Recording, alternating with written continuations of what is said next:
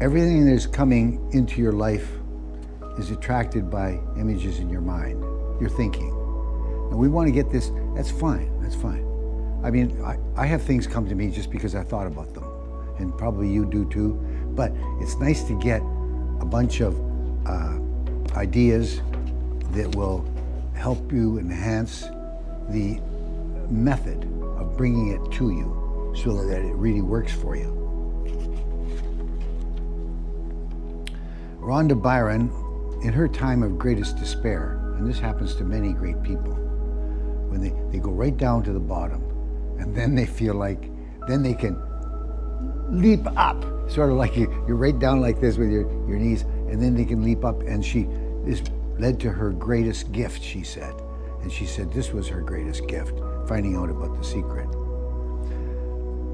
As soon as she got on it, she started looking at ancient books for guidance, and she found in ancient books people like Plato, Shakespeare, Newton, Hugo, Beethoven, Lincoln, Emerson, Edison, Einstein, and the list goes on and on forever, of people that understood the fundamentals and the knowledge of the secret. And then she said, well, let's find out who in our modern time understands this. And she began to search for people here. And she did. And she brought 55 people together, and with all the enthusiasm of getting this project done, they did 120 hours of filming, and they made this film that we had introduced to us this morning. When it was released, it went around the world, and miracles started to pour in to her. What it was happening, and these people were all using the knowledge of the secret, and they were having miracles, lots of them. So what we're going to do now is we're going to try to show you the easy paths, the shortcuts, and the tips that you can use in life to make your dreams come true. So I call this Secret Part 2 because we did Part 1. I'm going to summarize what we learned last time. Grateful was one of the first things I talked about when I came to the Unity Church, because gratitude is just big. It's so big, and it attracts more to you. So the first thing to do is be grateful for everything. And then give thanks. Give thanks for the things that you're asking for before you get them. That seems to be an important principle. And visualize them like and see yourself enjoying them before you even get them. That's another important principle. That's why I want to give you these. Use the law of attraction to make it habitual.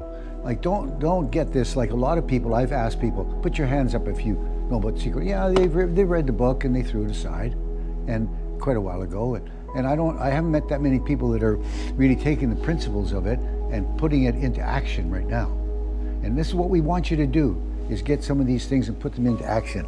And as soon as you get the idea, start doing it. Try to make a habit out of it. Make it habitual, because that's when it has more power. Like people think attracting things, well, they think of money, and they focus on wealth, and they maybe focus on lack, like I don't have any money and I'm going to wish things for me. But you got to focus on wealth. You got to get a wealthy feeling inside of you, and that makes more of that. It's the same. That same principle runs through everything. The secret of health. Well, you've all heard of the placebo. You give them a sugar pill and you say, this is going to heal you, and they believe it, and it happens. It's not because of some gimmick. It's because they're bringing everything they need to heal themselves in, because they believe it, because they want to. Another one is laughter. And doctors have done experiments with very sick people, cancer patients, and so forth, about laughter, and joy. And when they use those methods and put all these funny things in front of these people and they use them, they did better than the people that didn't have it. So these are controlled experiments that show that laughter is big. So we got to try to get more laughter into our life. And so I've gone to the computer and I said, well, okay, where are these stations that have economy? And we put them on, and if they're not terrible, they're just good fun, we put them on and watch them, and it makes us laugh, and we and Ann and I watch a lot of programs like that make you happy. And then there's aging. People say, oh, I'm getting old now, I can't do it, they talk like that. But don't do that. Do what Yogananda, the great master that came to North America back in the 40s and set up the Self-Realization Fellowship, and I'm a member of that, and I follow his teachings. He said these words, and I want you to remember these, and they'll be in this. Eternal youth of body-mind, abide with me forever and ever. That's an affirmation I use all the time. And it makes you feel good right away. It makes you think because you're thinking youth rather than thinking old and decrepit.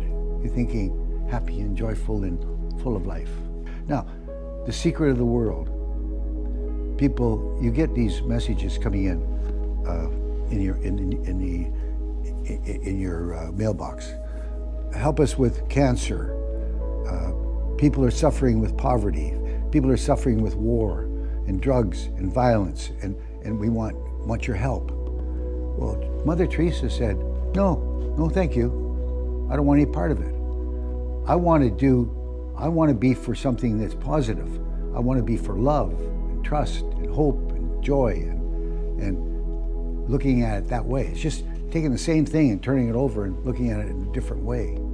And that going on in your mind is good for your mind, and it's good for everything out here. James Ray was one of the people that she has in the book. And he said when he discovered the secret, he made a decision right then and there that he wasn't going to watch the news anymore, and he wasn't going to read the newspapers anymore because they just made him feel bad. And so I've tried this. I'm habituated to it, but I'm getting off of it gradually. I get it so I copy it and then I just buzz through it, and let them say something and then go to the next section and go to the next. Okay, that's the news. 2 minutes, I've got it. And I read the whole paper in about 5 minutes, and very seldom find an article that I really want to spend some time on. So energy flows where your attention goes. So keep your attention on the good stuff. Focus on good things and good feelings. Good things and good feelings. That's important.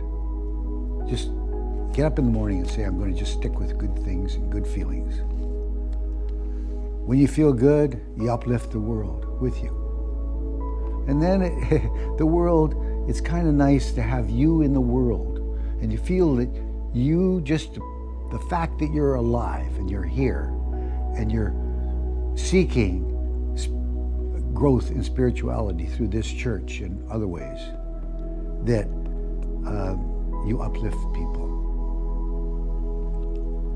You need lots of people like that around to spread the joy. So be the master of your life. Constantly think new thoughts of what you want. And realize that the universe is abundant. Your mind creates all these things. Life was meant to be abundant, she says. Let no thoughts of limitations into your mind. I have difficulty with this, and I'm working on that for myself. But we need to work on everything that's not perfect, going perfect in the way we think. Lisa Nichols has another little way of going at it. She says, praise and bless everything in your life. praise and bless everything in your life. Well, that's not hard to do. And when you do it, you feel good. And when you do it, it makes a lot of people feel good. Praise, she says, is the highest frequency of love. That's, I hadn't thought that. I realize now how important that is. The Hebrews used it in their church, in their services for 1,000 years. Blessings for good health, wealth, and happiness. When you emit this magnificent frequency out into the universe, you get back 100-fold, they say. I believe it's true. And bless your enemies, for God's sake. Bless your enemies. That's one of the first things you want to do.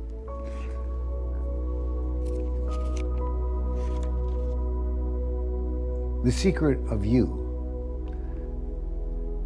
Now they found a perfect correlation between what's taught in The Secret, all these things that I've been saying right now, and what they found when they do, astrophysics or whatever the case is.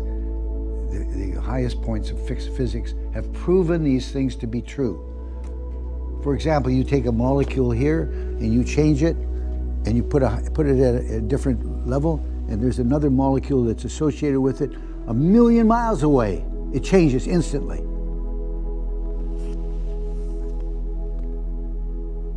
Like if we can send out messages like that go 1,000,000 miles in a nanosecond, that's powerful. And that's what's going on. That's how the universe is created, is put together. Focus on what you want. You start changing. When you do that, when you focus on something that you want, that wanted thing, you start changing the atoms and the electrons and building it up into something that comes to you. It's crazy. We can't understand it all. We don't have to. We just have to know that it's there, and that we've been given this gift. Charles Haanel, he said all spirit is connected as one energy field, one big energy field. So now you got to be careful, because you use that one big energy field and you start sending waves into it that are positive and uplifting and doing good things, and they're full of love. It's one thing, but you start doing negative things into it, you're going to get that back. You're going to get that back. You're going to screw your life up. So in deference to your own self, don't do it. James Ray, he said, he's reinforcing the fact that God gave us the power to create. He said, we're built in his image. That's what he means, that we can create, and we can live forever. And we got to remember that too. But we can create. So, listen, when you use the words, I am, be careful what you say after I am. Because many times what we say is, I'm tired. I'm broke. I'm sick. I'm late. I'm old. And the genie inside your head says, Master, your wish is my desire, my command. And that's what you get. Isn't that sweet? Be aware of your thoughts. Be aware of them. Yeah, we don't spend enough time looking inside it. And the next thing I want to do with you is this précis that I've worked on quite a bit, and I'm really excited about it, called The Untethered Soul. And it tells you, we'll learn everything we have to know about that. Be aware. Stay in the here and now. And by the way, when I was reading I'm ad-libbing a little bit because you told me I could. He said,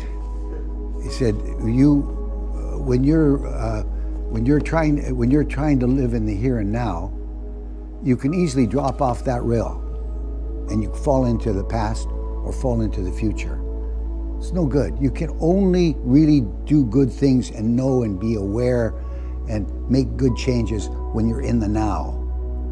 And the guy that wrote the book, The Power of Now, I have that in my library, and I took it out the other day. I said, well, and I was looking at it, holy God, either this guy's plagiarizing, or they both had the same idea, or it's universal or something.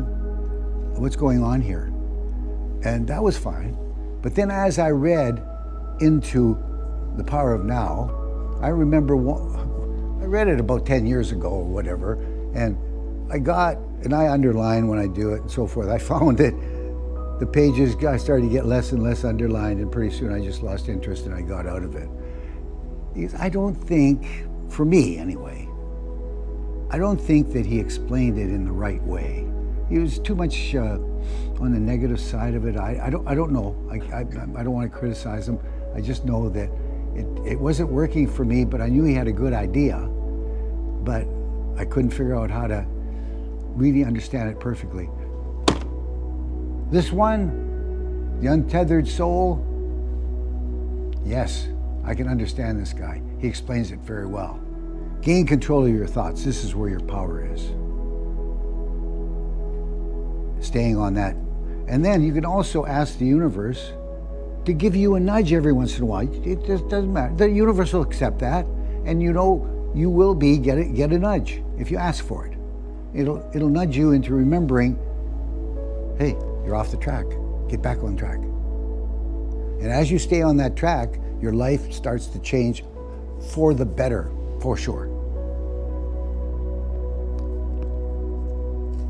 And anytime you start looking at yourself with a critical eye, just stop and switch your focus to the presence within you, that presence deep inside of you. Focus on the love of the presence within you, of that perfect manifestation.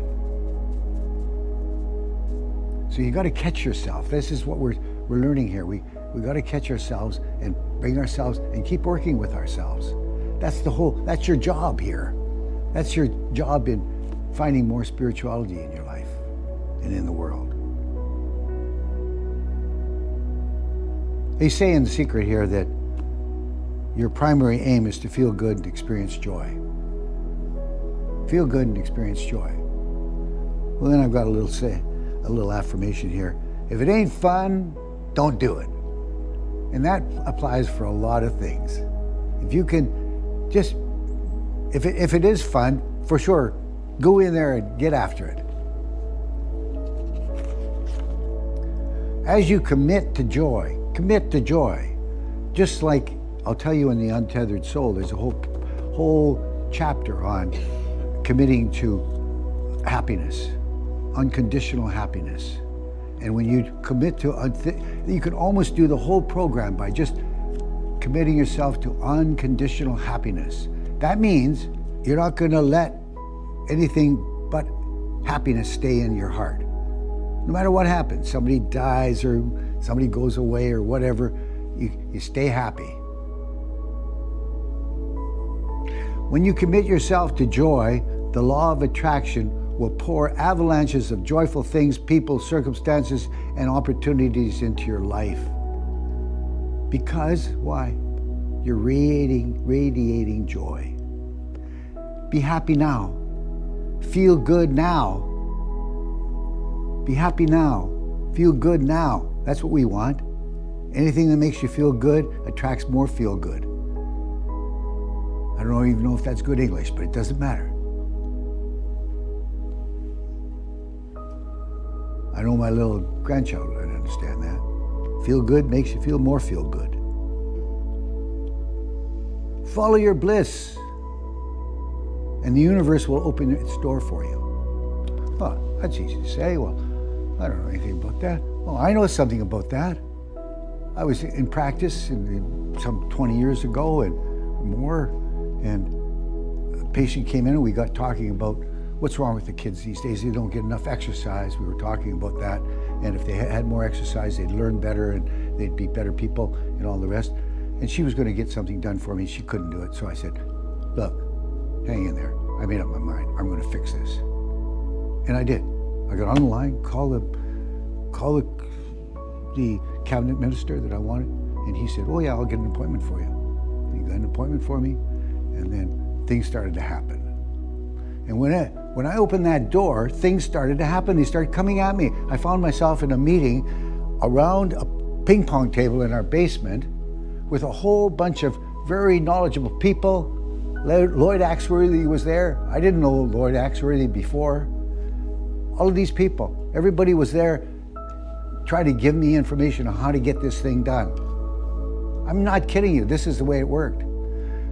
We no sooner got out of thinking about that and going to the minister and explaining it to him. And by the way, a PhD came to me and said, listen, John, you're going to need an expert on fitness before you go in there and talk to him. And he came to me.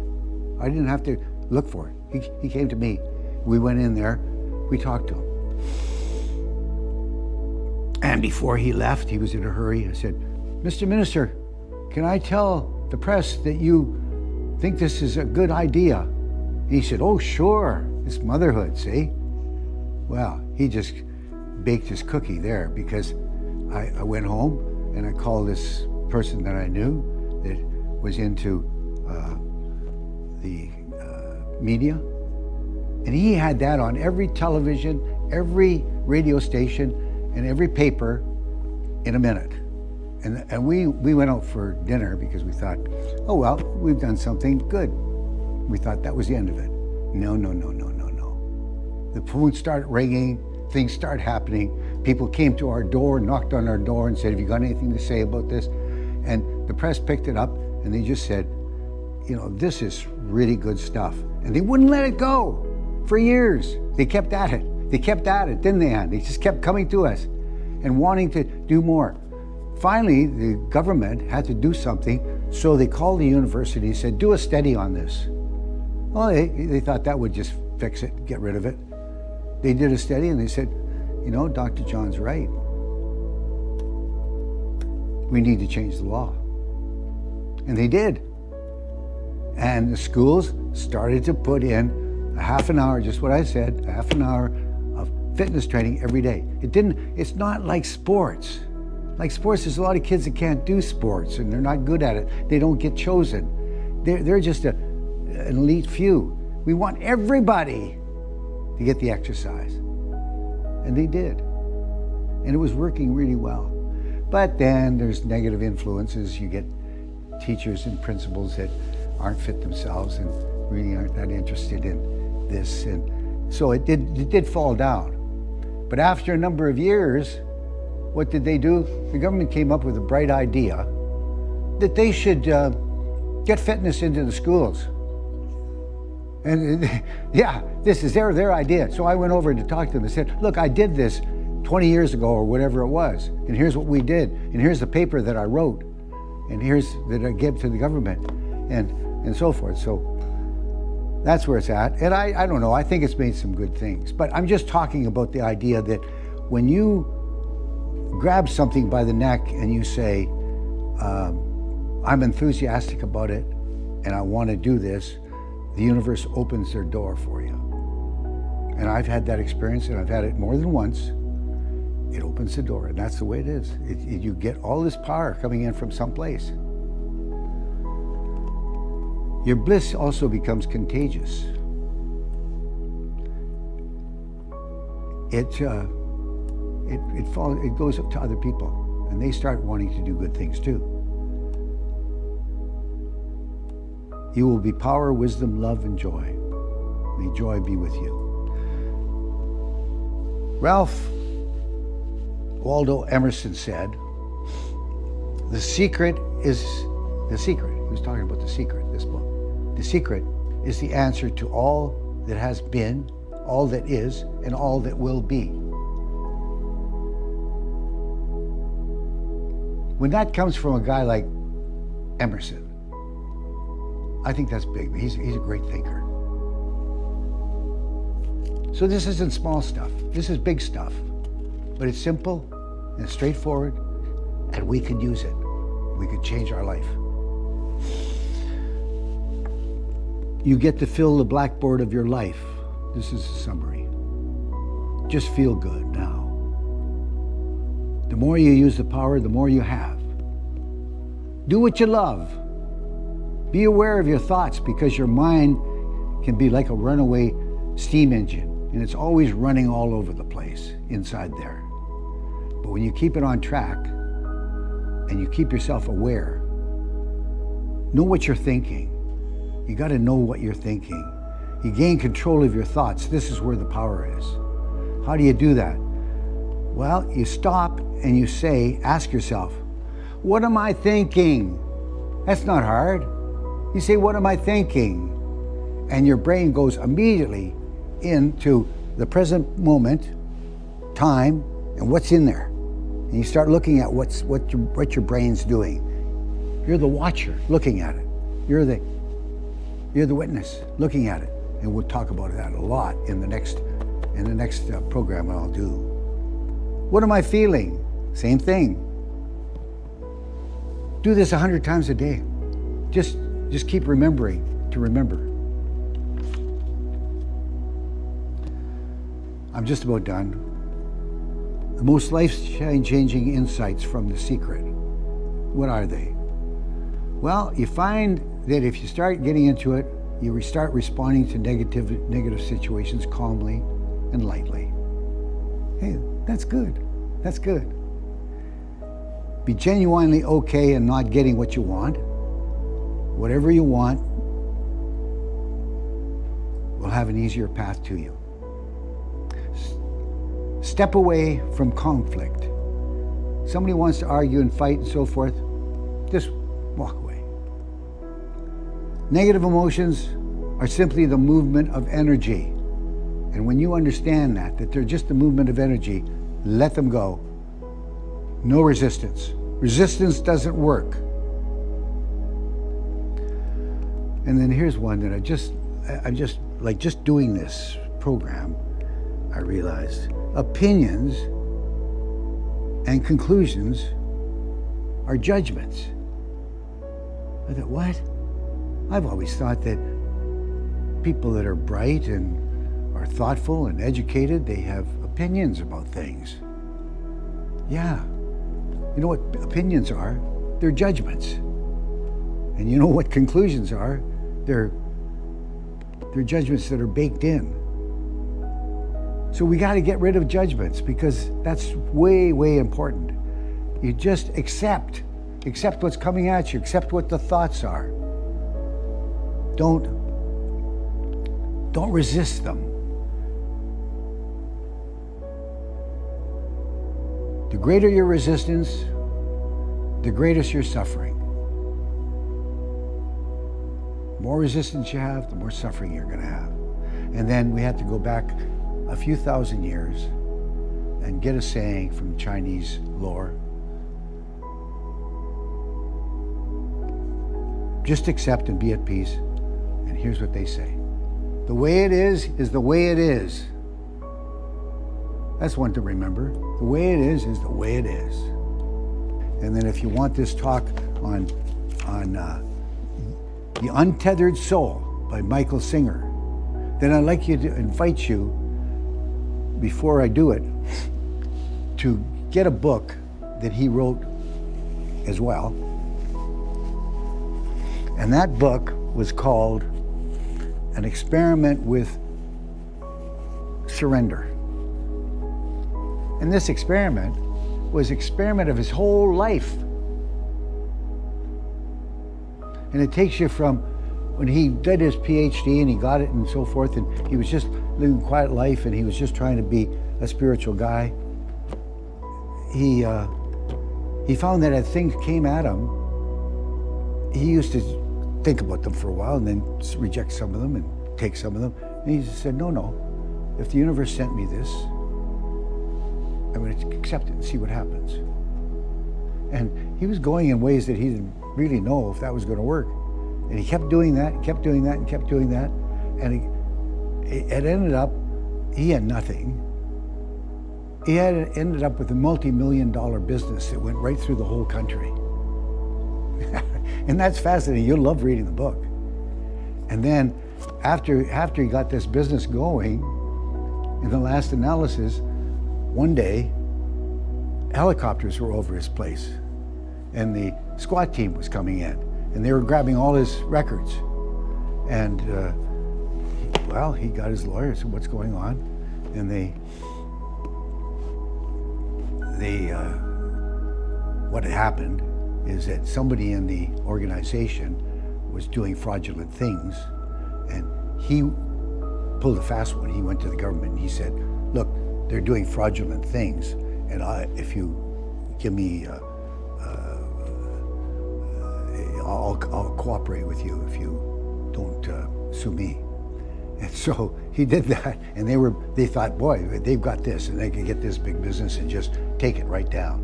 Well, then they had to fight with millions of dollars, and they had money of legal fees, and they won in the end. And that was all about surrender, just by surrendering all the time.